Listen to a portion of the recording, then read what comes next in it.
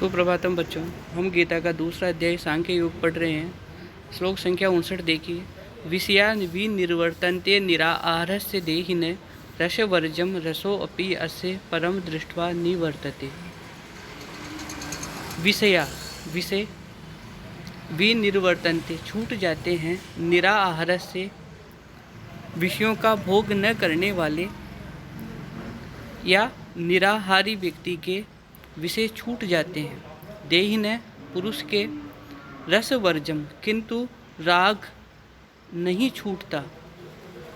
रस राग अपि भी अस्य इस स्थित प्रज्ञ का परम उस परमात्मा को दृष्टवा देखकर निर्वर्तते छूट जाता है। तो यहाँ पर कह रहे हैं कि जो निराहारी व्यक्ति होता है, विषयों का भोग नहीं करने वाला जो व्यक्ति होता है, उस पुरुष के विषय छूट जाते हैं, किंतु रस अर्थात राग नहीं छूटता है। वो राग उस परम परमात्मा को साक्षात्कार करने के बाद उसका छूटता है। तो यहाँ पर अन्वय देखिए। निराहारस्य देहिने, निराहारी पुरुष के विषयों का भोग नहीं करने वाले पुरुष के विषया विनिर्वर्तन्ते, विषय छूट जाते हैं, दूर हो जाते हैं। रस वर्जम किंतु राग नहीं छूटता है, रस नहीं छूटता है, उन विषयों का रस नहीं छूटता है, उनके प्रति मोह बना रहता है।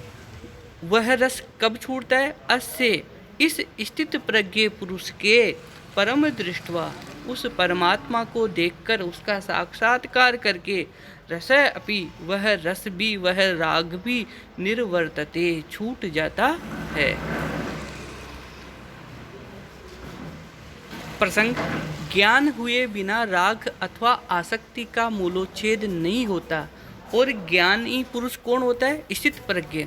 इस तथ्य को अभिव्यक्त करते हुए यहाँ श्री कृष्ण कह रहे हैं कि निराहारी पुरुष के विषय छूट जाते हैं, विषयों का भोग नहीं करने वाले अथवा निराहारी पुरुष के विषय छूट जाते हैं, किंतु रस नहीं छूटता।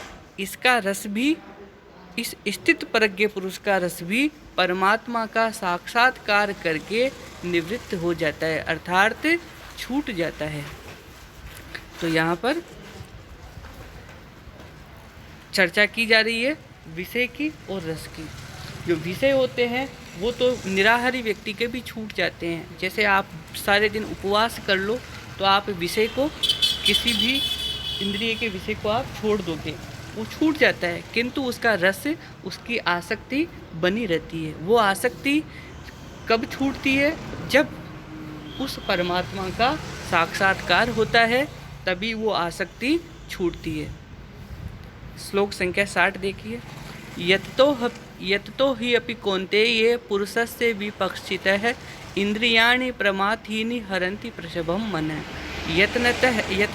यत्न करते हुए ही, जिससे अपि भी कौन्तेय है कुंती पुत्र अर्जुन, पुरुषस्य पुरुष के विपक्षितः विवेकी बुद्धिमान पुरुष के इंद्रियाणि इंद्रियां प्रमाथीनी प्रमथन करने वाली, मथने वाली, प्रमथन स्वभाव वाली, हरंती रस हर लेती है, प्रसभम बलपूर्वक मन है मन को।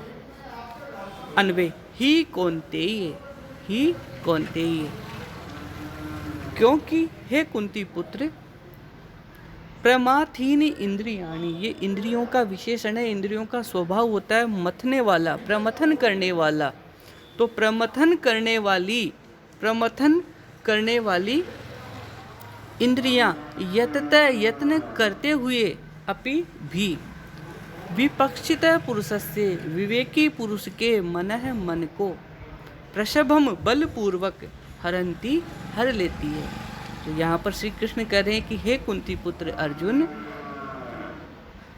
प्रमथन स्वभाव वाली इंद्रियां यत्न करते हुए भी विवेकी पुरुष के मन को बलपूर्वक हर लेती है। तो प्रसंग विषयों के रस को सुखा देना तथा परमेश्वर का दर्शन कर लेना इसलिए कठिन है कि इंद्रियां बड़ी बलवान है। इंद्रियों के बल का वर्णन करते हुए श्री कृष्ण ने मनुष्य को सावधान किया है और कह रहे हैं कि हे अर्जुन, यत्न में लगे हुए बुद्धिमान पुरुष के मन को निश्चय ही प्रमथन करने वाली इंद्रियां बलपूर्वक हर लेती है। तो चाहे कितना ही विवेकी पुरुष हो, उसके मन को ये इंद्रियां बलपूर्वक हर लेती है, क्योंकि इंद्रियों का स्वभाव होता है प्रमथन करना। वो उसके मन को मथ लेती है, उसके मन का अपहरण कर लेती है। इसलिए आगे श्लोक में कह रहे हैं कि तानि सर्वाणि संयम में युक्त आसीत मत पर वसे ही यस्य इंद्रियाणि तस्य प्रज्ञा प्रतिष्ठिता। तानि उन सर्वाणि सभी इंद्रियों को, जो इंद्रियां मन को हर लेती है, उन सभी इंद्रियों को संयम में रोक कर वश में करके युक्त समाहित चित्त होकर आसीत स्थित हो जा, बैठ जा, मत पर मेरे परायण होकर। वसे वश में होती है ही, क्योंकि यस्य जिस पुरुष की इंद्रियां वश में होती है, तस्य उसकी प्रज्ञा बुद्धि प्रतिष्ठित होती है, स्थित होती है। तो यहाँ पर कह रहे हैं कि किस पुरुष की बुद्धि स्थित होती है? जिस पुरुष की इंद्रियां उसके वश में होती है। तो अन्वय तानि सर्वाणि संयम में, उन सभी इंद्रियों को, जो इंद्रियां बलपूर्वक मन को हर लेती है, उन सभी इंद्रियों को संयम में वश में करके मत पर मेरे परायण होकर युक्त समाहित चित्त होकर आसीत बैठ जा, स्थिर हो जा ही, क्योंकि यस्य इंद्रियाणि वसे जिसकी इंद्रियां 10 इंद्रियां, 5 ज्ञानेंद्रियां और 5 कर्मेंद्रियां वश में होती है, तस्य उसी की प्रज्ञा प्रतिष्ठिता बुद्धि स्थिर होती है। तो प्रसंग स्थित प्रज्ञता का हेतु इंद्रिय संयम है। स्थित प्रज्ञ वही है, उसी की प्रज्ञा स्थिर है जो इंद्रिय संयमी है। तो स्थित प्रज्ञता का कारण क्या है? इंद्रिय संयम। इस तथ्य को यहाँ बताया जा रहा है और कहा जा रहा है उन सब इंद्रियों को वश में करके योग युक्त हुआ, मेरे परायण होकर बैठ। क्योंकि इंद्रियां जिस पुरुष के वश में होती है, उसी की बुद्धि स्थिर होती है। यहाँ पर कृष्ण कह रहे हैं अर्जुन से कि समाधि में स्थित होने के लिए, बुद्धि को स्थिर करने के लिए सब इंद्रियों का संयम करना चाहिए, युक्त होना चाहिए और भगवत परायण होकर बैठना चाहिए। श्लोक संख्या 62। ध्यायेतो विषयान पुंस संगस्तेषु उपजायेते संगात संजायेते कामः कामात् क्रोधो विजायेते।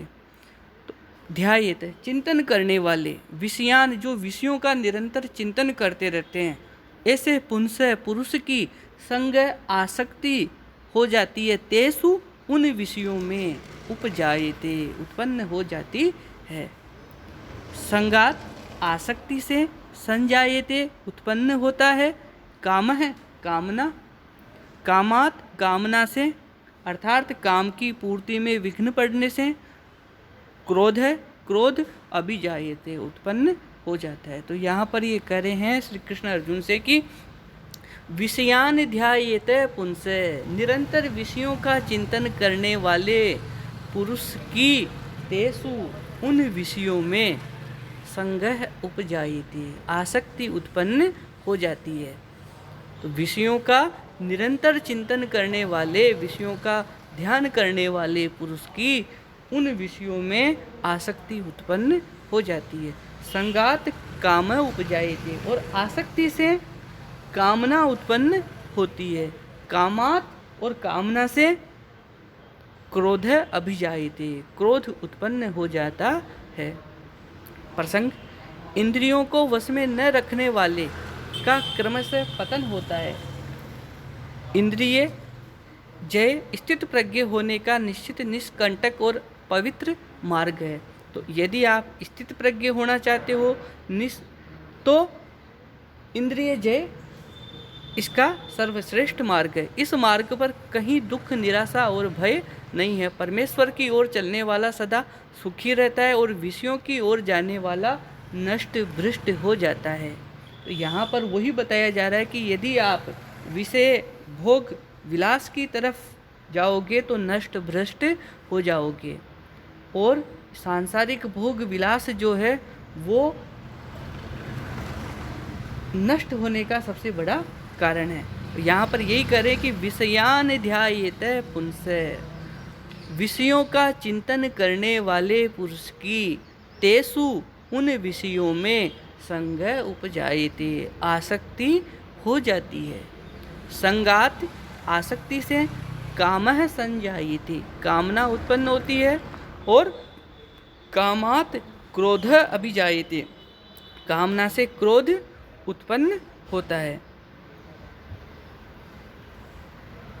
तो यहाँ पर व्याख्या में देखिए, जिनका चित्त परमात्मा के भाव में नहीं ठहरता, मन उसमें निमग्न नहीं होता, उन्हें सांसारिक विषय, पहले उनकी इंद्रियां उन विषयों के प्रति जाती है, फिर इंद्रियां उसके मन को खींच लेती है। तो सांसारिक विषय उस व्यक्ति को अपनी ओर खींच लेते हैं। मनुष्य के चारों ओर विषयों की अनंत लहरें उठती है, उनमें घिरा हुआ मनुष्य जगत में कुछ नहीं देख पाता, वह विषयों का चिंतन करता रहता है। परिणाम स्वरूप विषयों के चिंतन से संग उत्पन्न होता है, अर्थात आसक्ति उत्पन्न होती है। आसक्ति से काम उपजता है और काम से क्रोध पैदा होता है। तो यहाँ पर ये चीज़ बताई गई है कि क्रोध किस प्रकार से पैदा होता है। तो सबसे पहले विषयों में आसक्ति, विषयों में आसक्ति से उनके प्रति काम यानी उनकी कामना, और कामना में विघ्न पड़ने पर क्रोध का उत्पन्न होना, ये यहाँ पर बताया गया है।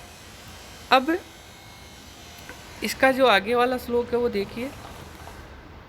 अब क्रोध उत्पन्न हो गया, क्रोध कहाँ से निकला?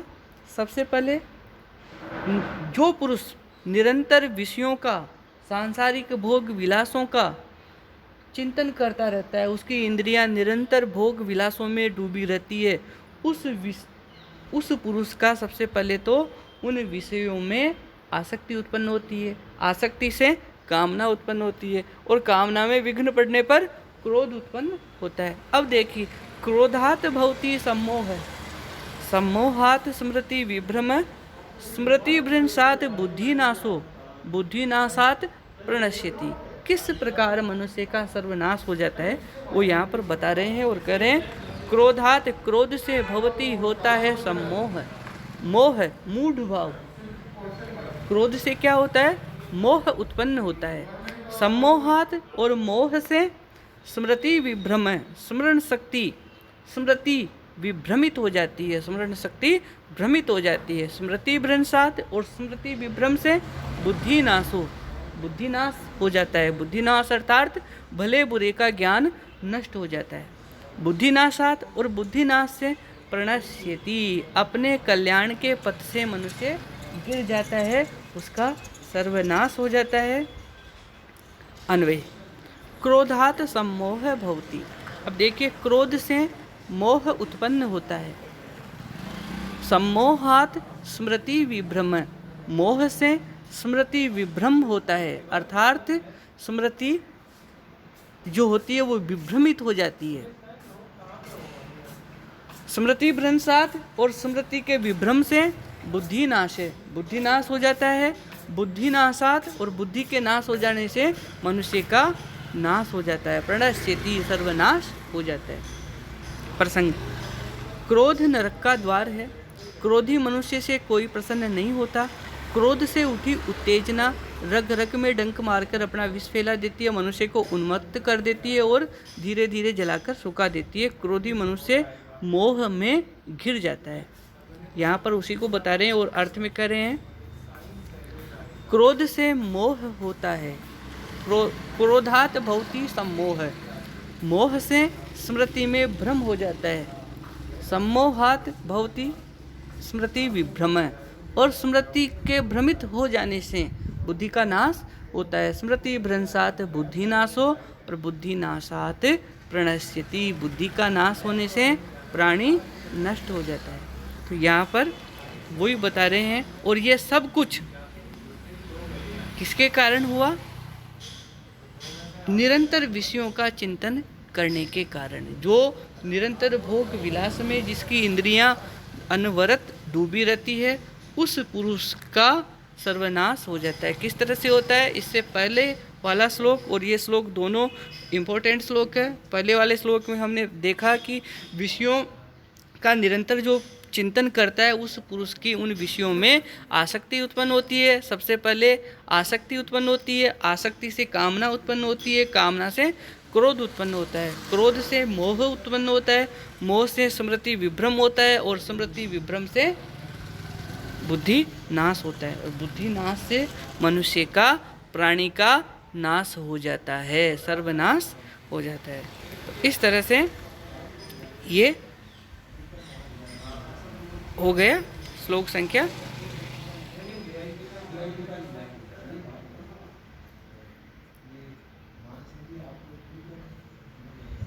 61, श्लोक संख्या 63। अब आगे के श्लोक हम नेक्स्ट वीडियो में पढ़ेंगे। धन्यवाद।